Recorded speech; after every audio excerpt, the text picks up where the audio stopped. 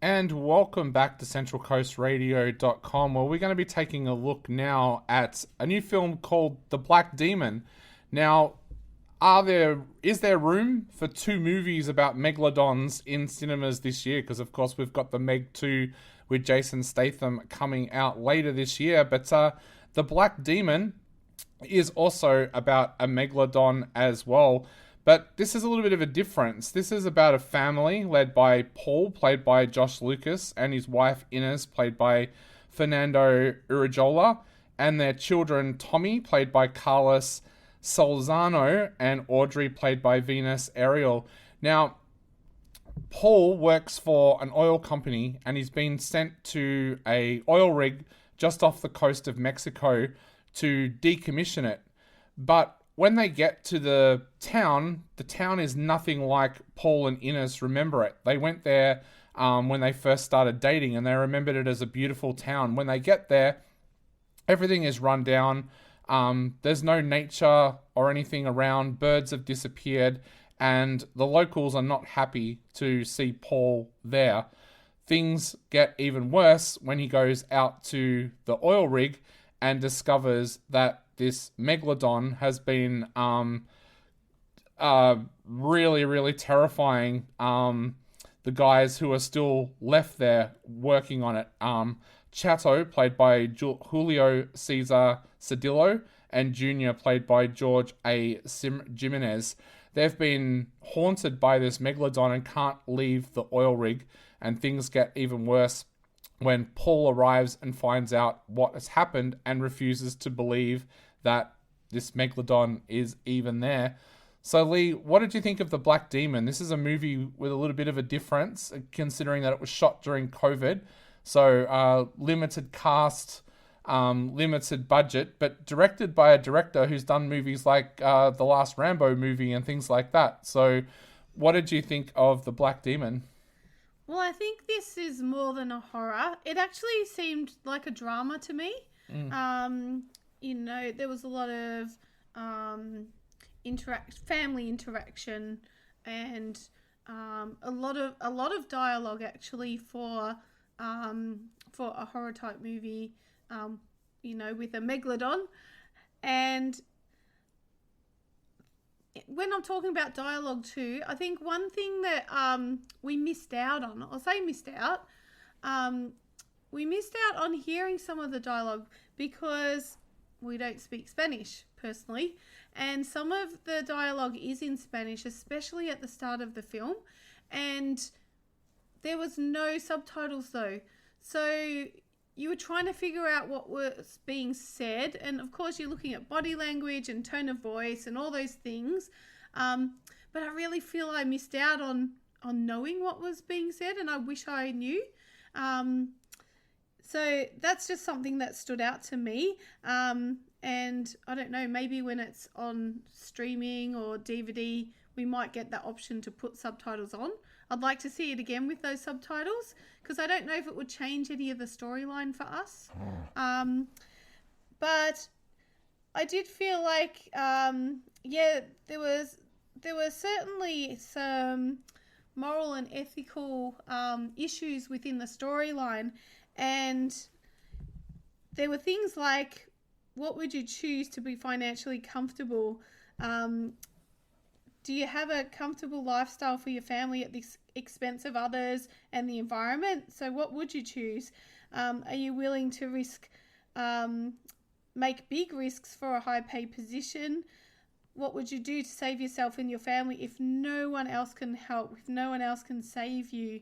There was lots of environmental messages within this film as well. So I actually liked that. I like that part about this movie, is that while it was a horror movie, while it was about survival, and the scariness of a megalodon, it did have a lot within the story. I didn't feel like we saw a lot of the megalodon for a horror film, but what we did see was good. The one scene, and I think it's in the preview anyway, but you see it coming up out of the water. That was probably a really spectacular scene. But I think I would like to have seen a little more of that. But as you said, it was filmed in a time of COVID that may have made some of those things hard to achieve. Yeah, I think I like the spirituality and the environmental message with this film. Yeah. It goes into Inca religion in that, and it starts with a line saying that the Megalodon, or El Demo, which means the Black Demon, is actually sent by their god when when he's summoned because something's happening to the environment. So Chato, one of the characters who's on the oil rig, he believes that this Megalodon, the Black Demon, has been summoned because of the fact that this oil rig has been leaking oil for so long that it's wrecked the coastline. And I kind of liked that. I liked that. Like, I love the Meg with Jason Statham, but let's be honest, it's basically just Jason Statham versus a huge shark. And that's more of a big action film than a drama. I think this was more drama. Yeah, but there was no reason for the Meg being there other than the fact that this one's just lasted longer than all the others. Whereas with this one, there was a spiritual reason for why this creature was supposedly there. Yeah. The religious nature is there from the very start. When the family first arrive in the town, the little boy sees a shrine and he takes something from it, and like one of the guys explains to him what that means to the people of the village. And I kind of like that. There's a deepness to this film that's not normally there in a horror thriller.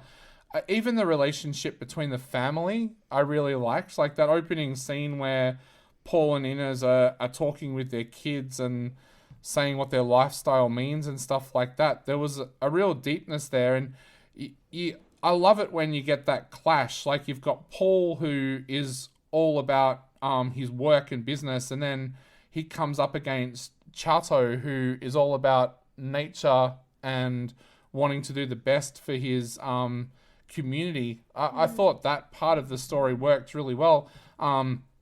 It was weird because you'd have these really kind of touching scenes between them all, and then it would suddenly be interrupted by the Megalodon smashing its face against the bottom of the oil rig and trying to pull it down. Like I said before, the director who did this movie, Adrian Greenberg, he did Mel Gibson's Get the Gringo, which I really, really liked, and he did the last Rambo movie as well. So he's a director who knows what he's doing.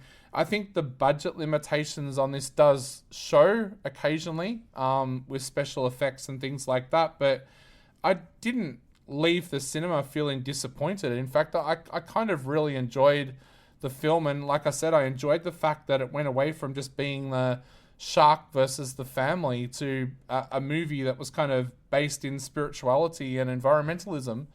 So I guess that leads to the big question: what are you going to give this 1 out of 5, and why? I'm going to give it 3.5 out of 5. And I think I've already highlighted the reasons why I liked it.